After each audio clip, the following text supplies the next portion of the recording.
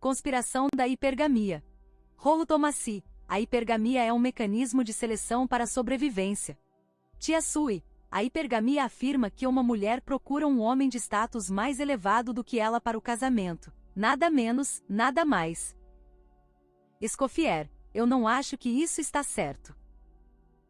A teoria é assim, pelo que li. A hipergamia é uma preferência natural da mulher, ou seja, geneticamente programada, por um homem de status mais alto, isto é, um status mais elevado do que ela, e também um status mais alto do que os outros homens em seu campo de visão e talvez um status mais elevado do que os homens que ela conheceu no passado e até mesmo, nos extremos, um status mais elevado do que a maioria dos homens que ela pode imaginar pessoalmente encontrar. Isso perpassa uma série de relacionamentos possíveis, desde transas de uma noite até o casamento. Em todos os casos, as mulheres naturalmente preferem o homem com o status mais alto que possam obter. E às vezes, elas querem tanto status que não se conformam com nenhum homem que elas possam realmente conseguir.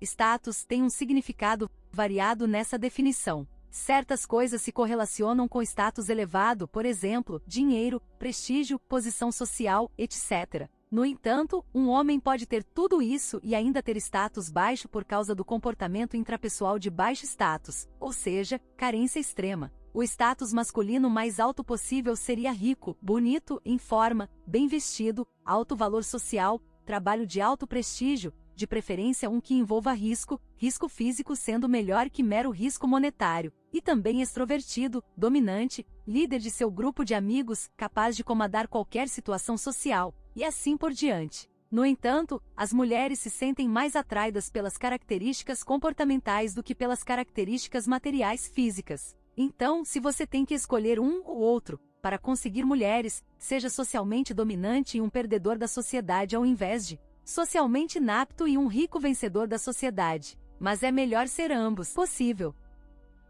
Quanto ao casamento, claro que as mulheres querem se casar, mas isso não acaba com os efeitos da hipergamia. As mulheres podem se casar, tanto intrinsecamente e em sua própria mente, e ainda abandonar seu marido porque alguém melhor apareceu. Isso é a hipergamia. Além disso, quando as mulheres buscam um acasalamento de curto e médio prazo, a hipergamia não tem menos força. Eles sempre preferem um macho socialmente mais dominante que conseguem. Isto é frequentemente relativo. A e B são ambos um pouco desengonçados, mas A é mais alfa que B, e já que eu quero alguém agora, eu escolho A. Mas às vezes é mais intrínseco, A e B são ambos um pouco desengonçados, e embora seja um pouco mais alfa, já que eu não preciso transar com alguém agora, eu vou esperar o cara certo. Nem tudo é sobre casamento, é sobre a seleção de parceiros em todas as circunstâncias. O que é, de qualquer forma, o que eu acredito que a manosfera entende por hipergamia. Escoffier faz uma análise perspicaz da hipergamia em uma perspectiva muito mais ampla do que os pesquisadores, aprovados por Sousa, na definição feminina, estão dispostos a reconhecer. No lado femicentrado, temos Sui casualmente descartando hipergamia neste contexto como alguma invenção do jogo, e portanto, uma análise ilegítima. Uma rosa é uma rosa e como afirmei nos tópicos anteriores, a hipergamia é um termo que deve ter uma definição muito mais ampla quando considerado em contexto com o imperativo feminino e os comportamentos femininos eminentemente observáveis que se manifestam como resultado da influência da hipergamia.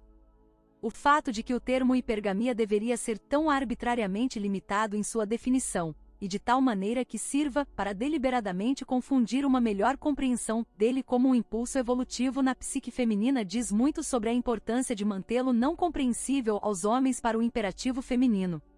É quase irônico que o ego feminino coletivo sequer deva se dignar a reconhecer a hipergamia nos termos em que ela é usada, como na resposta padrão de Sousa. A hipergamia afirma que uma mulher procura um homem de status mais elevado do que ela para o casamento. Nada menos, nada mais, obriga o feminino a aceitar, pelo menos a contragosto, que as mulheres estão de fato baseando suas perspectivas de comprometimento de longo prazo em status, conforme definido pelos pesquisadores, e não em algum preceito emocional efêmero de alma gêmea. Deus nos livre que os homens, PhDs ou outros, tenham a temeridade de extrapolar quaisquer implicações sociais, psicológicas ou evolutivas que possam ter influenciado a existência dessa dinâmica da hipergamia.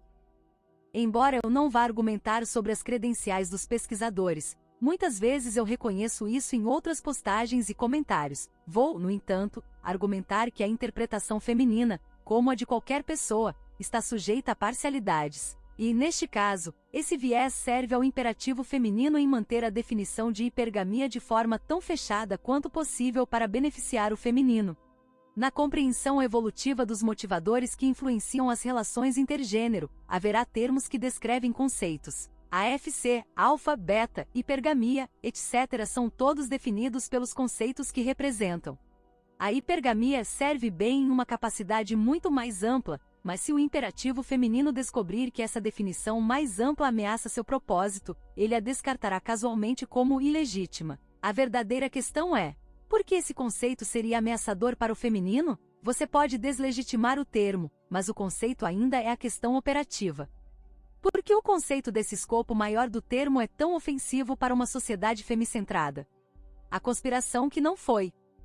Uma questão que muitos dos meus críticos têm é que, ao expor essas inconsistências, essas convenções sociais operativas e os propósitos latentes por trás delas, minha escrita, na verdade, a maioria da manosfera, parece assumir um tom conspiratório.